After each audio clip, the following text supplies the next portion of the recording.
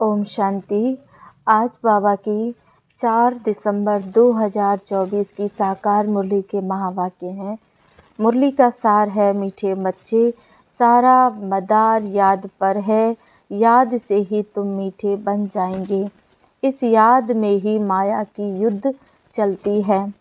प्रश्न है, इस ड्रामा में कौन सा राज बहुत विचार करने योग्य है, जिसे तुम बच्चे ही जानते हो?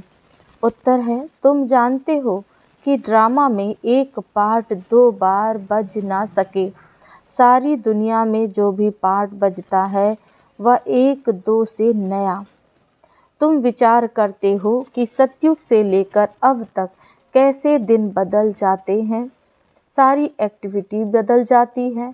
आत्मा में 5000 वर्ष की एक्टिविटी का रिकॉर्ड भरा हुआ है, जो कभी बदल नहीं सकता। यह छोटी सी बात तुम बच्चों के सिवाय और किसी की बुद्धि में नहीं आ सकता। ओम शांति। रूहानी बाप रूहानी बच्चों से पूछते हैं, मीठे मीठे बच्चे, तुम अपना भविष्य का पुरुषोत्तम मुख, पुरुषोत्तम चोला देखते हो? यह पुरुषोत्तम संगम युग है ना? तुम फील करते हो कि हम फिर नई दुनिया सतयुग में इनकी वंशावली में जाएंगे, जिसको सुख धाम कहा जाता है। वहाँ के लिए ही तुम अभी पुरुषोत्तम बन रहे हो। बैठे बैठे यह विचार आना चाहिए। स्टूडेंट जब पढ़ते हैं तो उनकी बुद्धि में यह जरूर रहता है, हम कल यह बनेंगे। वैसे तुम भी यहाँ बैठते हो तो भी जानते हो कि हम विष्णु की डिनाइस्टी में जाएंगे। तुम्हारी बुद्धि अब अलौकिक है और किसी मनुष्य की बुद्धि में यह बातें रमण नहीं करती होंगी। यह कोई कॉमन सत्संग नहीं है। यहाँ बैठे हो, समझते हो सत्य बाबा जिसको शिव कहते हैं, हम उनके संग में बैठे हैं। शिव बाबा ही रचयिता है, वही इस रचना के आदि मध्य अंत को जानते हैं, वही यह नॉलेज देते हैं, जैसे कल की बात सुनाते हैं।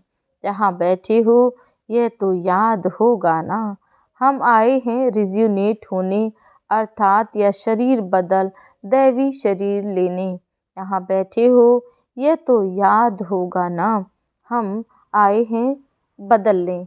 आत्मा कहती है हमारा यह तमो प्रधान पुराना शरीर है, इसको बदलकर ऐसा शरीर लेना है। कितनी सहज एम ऑब्जेक्ट है। पढ़ाने वाला टीचर जरूर पढ़ने वाले स्टूडेंट से होशियार होगा। पढ़ाते हैं, अच्छे कर्म भी सिखलाते हैं। अभी तुम समझते हो हमको ऊंच से ऊंच भगवान पढ़ाते हैं तो जरूर देवी देवता ही बनाएंगे। यह पढ़ाई है ही नई दुनिया के लिए। यह किसको नई दुनिया का जरा भी पता नहीं है। यह लक्ष्मी नारायण नई दुनिया के मालिक थे। देवी देवताएं भी तो नंबरवार होंगे ना, सब एक जैसे तो हो ना सके, क्योंकि राजधानी है ना। यह ख्यालात तुम्हारे चलते रहने चाहिए। हम आत्मा अभी पति से पावन बनने के लिए पावन बाप को याद करते हैं। आत्मा याद करती है अपने स्वीट बाप को। बाप खुद कहते हैं, तुम मुझे याद करेंगे तो पावन सतो प्रधान बन जाएंगे। सारा मदार याद की यात्रा पर है। बाप जरूर पूछेंगे, बच्चे मुझे कितना समय याद करते हो? याद की यात्रा में ही माया की युद्ध चलती है। तुम युद्ध भी समझते हो, यह यात्रा नहीं, परंतु जैसे कि लड़ाई है। इसमें बहुत खबरदार रहना है। नॉलेज में माया के तूफान आदि की बात नहीं। बच्चे कहते भी हैं, बाबा हम आपको याद करते हैं, परंतु माया का एक ही तूफान नीचे गिरा देता है। नंबर 1 तूफान है देह का अभिमान, फिर है काम क्रोध लोभ मोह का।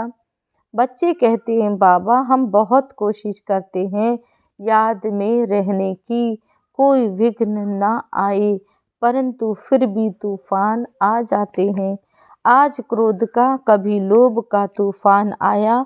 बाबा आज हमारी अवस्था बहुत अच्छी रही। कोई भी तूफान सारा दिन नहीं आया, बड़ी खुशी रही। बाप को बड़े प्यार से याद किया, स्नेह के आंसू भी आते रहे। बाप की याद से ही बहुत मीठे बन जाएंगे। यह भी समझते हैं हम माया से हार खाते खाते कहाँ तक आकर पहुँचे हैं। यह कोई समझते थोड़ी ही हैं। मनुष्य तो लाखों वर्ष कह देते हैं, यह परंपरा कह देते हैं। तुम कहेंगे हम फिर से अभी मनुष्य से देवता बन रहे हैं। यह नॉलेज बाप ही आकर देते हैं। विचित्र बाप ही विचित्र नॉलेज देते हैं। विचित्र निराकार को कहा जाता है। निराकार कैसे यह नॉलेज देते हैं? बाप खुद समझाते हैं, मैं कैसे इस तन में आता हूँ, फिर भी मनुष्य मूझते हैं, क्या एक इसी तन में आएगा? परंतु ड्रामा में यही तन निमित्त बनता है, जरा भी चेंज नहीं हो सकती। यह बातें तुम ही समझकर फिर औरों को समझाते हो। आत्मा ही पढ़ती है, आत्मा ही सीखती सिखलाती है। आत्मा ही मोस्ट वैल्यूबल है। आत्मा अविनाशी है, सिर्फ शरीर खत्म होता है। हम आत्माएं अपने परम पिता परमात्मा से रचता और रचना के आदि मध्य अंत के 84 जन्मों की नॉलेज ले रहे हैं। नॉलेज कौन लेते हैं? हम आत्मा। तुम आत्मा ने ही नॉलेजफुल बाप से मूल वतन सूक्ष्म वतन को जाना है। मनुष्यों को पता ही नहीं कि हमें अपने को आत्मा भी समझना है। मनुष्य तो अपने को शरीर समझ उल्टे लटक पड़े हैं। गायन है आत्मा सत्य चित्त आनंद स्वरूप है। परमात्मा की सबसे जास्ती महिमा है। एक बाप की कितनी महिमा है, वही दुख हरता सुख करता है। परमात्मा की सबसे जास्ती महिमा है। एक बाप की कितनी महिमा है। मच्छर आदि की तो इतनी महिमा नहीं करेंगे कि वह दुख हरता सुख करता है, ज्ञान का सागर है। नहीं, यह बाप की महिमा है। तुम बच्चे भी मास्टर दुख हरता और सुख करता हो। तुम बच्चों को भी यह नॉलेज नहीं थी। जैसे बेबी बुद्धि थे, बच्चे में भी नॉलेज नहीं होती और कोई अवगुण भी नहीं होता। इसलिए उसे महात्मा कहा जाता है, क्योंकि पवित्र है।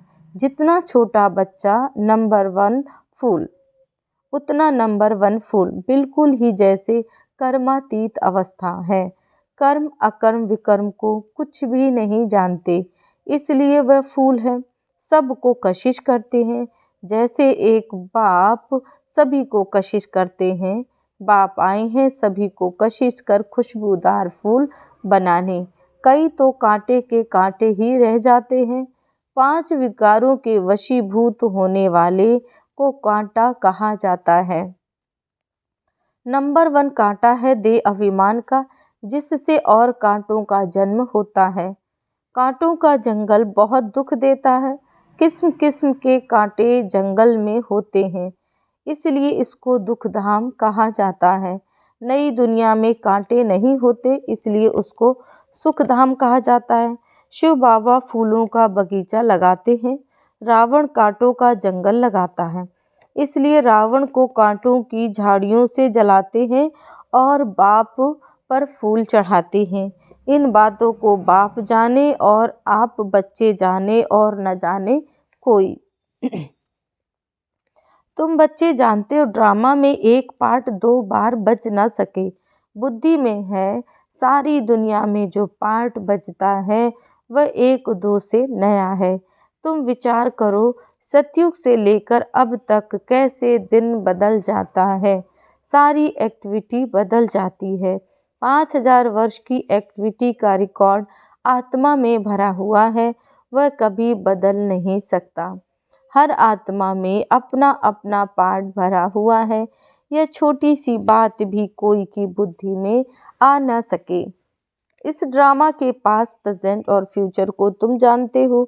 यह स्कूल है ना, पवित्र बन बाप को याद करने की पढ़ाई बाप पढ़ाते हैं। यह बातें कभी सोची थी कि आकर बाप ऐसे पति से पावन बनाने की पढ़ाई पढ़ाएंगे? इस पढ़ाई से ही हम विश्व के मालिक बनेंगे। भक्ति मार्ग के पुस्तक ही अलग हैं, उसको कभी पढ़ाई नहीं कहा जाता। ज्ञान के बिना सद्गति हो भी कैसे? बाप बिना ज्ञान कहाँ से आए जिससे सद्गति हो? सद्गति में तुम जब होंगे तब भक्ति करेंगे नहीं, वहाँ है ही अपार सुख, फिर भक्ति किस लिए करें? यह ज्ञान अभी ही तुम्हें मिलता है, सारा ज्ञान आत्मा में रहता है। आत्मा का कोई धर्म नहीं होता। आत्मा जब शरीर धारण करती है फिर कहते हैं फलाना इस धर्म का है। आत्मा का धर्म क्या है? एक तो आत्मा बिंदी मिसल है और शांत स्वरूप है, शांति धाम में रहती है। अभी बाप समझाते हैं सभी बच्चों का बाप पर हक है। बहुत बच्चे हैं जो और धर्मों में कन्वर्ट हो गए हैं, वह फिर निकल कर अपने असली धर्म में आ जाएंगे। जो देवी देवता धर्म छोड़ दूसरे धर्म में गए हैं वह सभी पत्ते लौट अपनी जगह पर आ जाएंगे। जो देवी देवता धर्म छोड़ दूसरे धर्म में गए वह लौट पत्ते अपनी जगह पर आ जाएंगे। तुम्हें पहले पहले बाप का परिचय देना है, इन बातों में ही सब मुझे हुए हैं। तुम बच्चे समझते हो अभी हमें कौन पढ़ाते हैं? बेहद का बाप।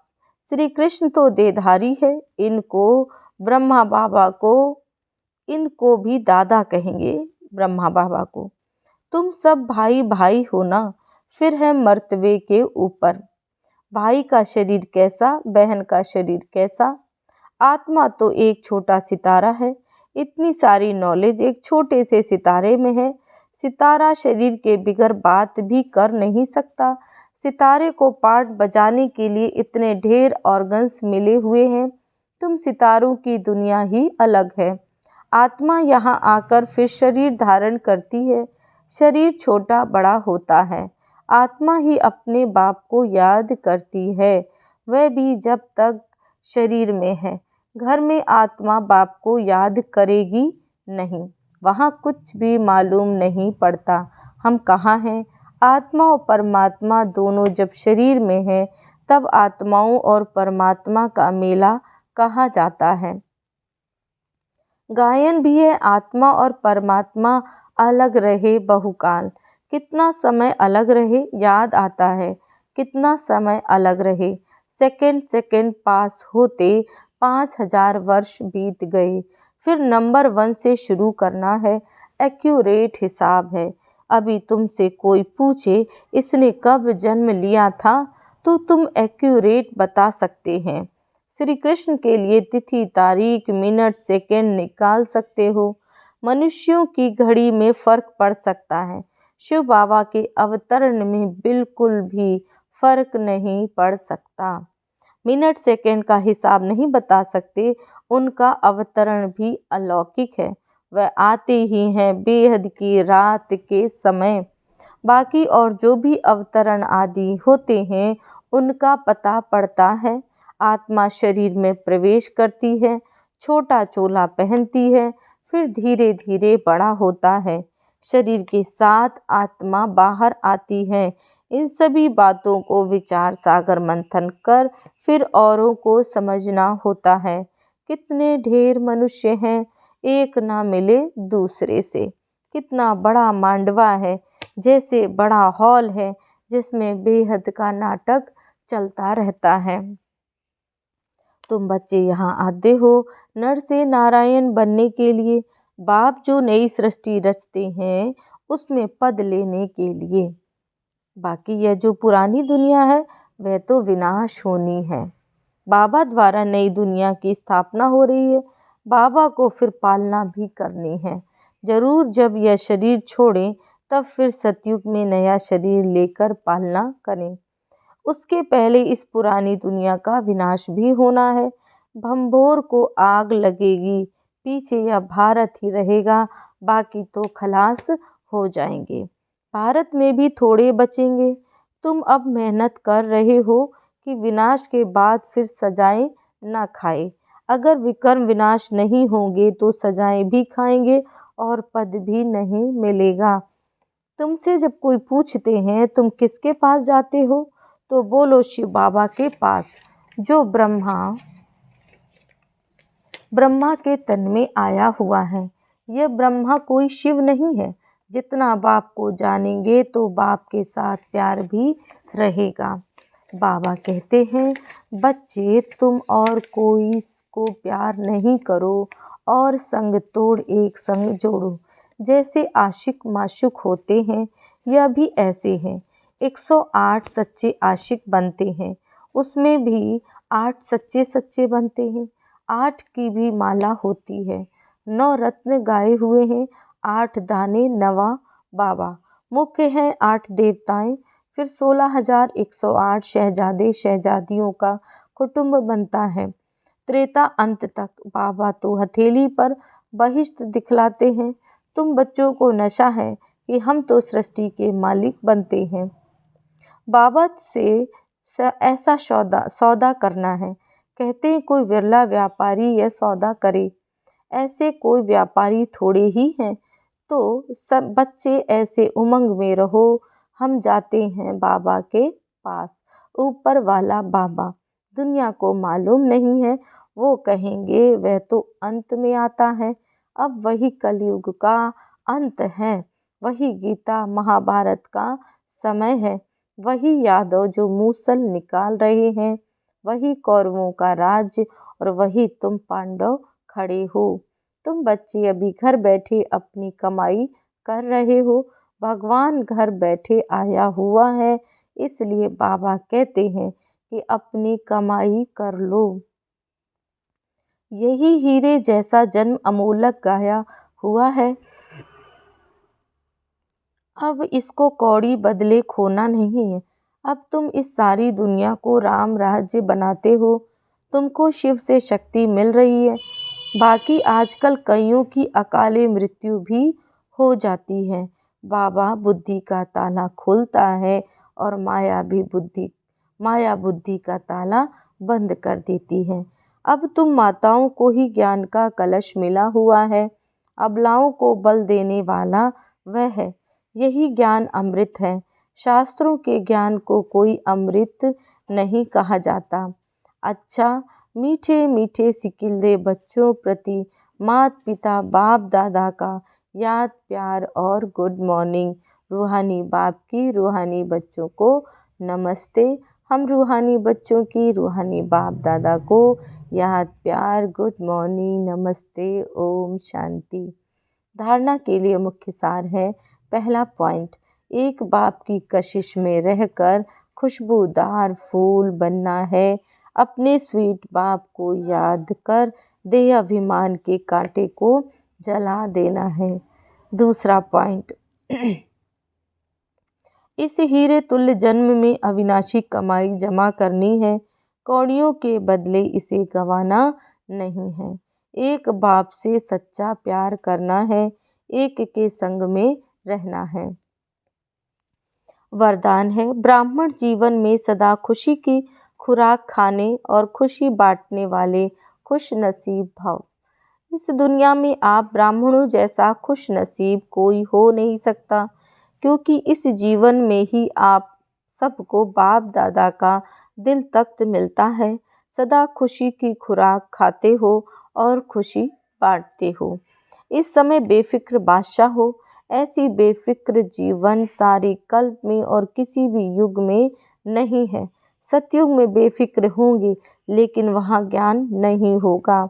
अभी आपको ज्ञान है, इसलिए दिल से निकलता है, मेरे जैसा खुश नसीब कोई नहीं। स्लोगन है, संगम युग के स्वराज्य अधिकारी ही भविष्य के विश्व राज्य अधिकारी बनते हैं। ओम शांति।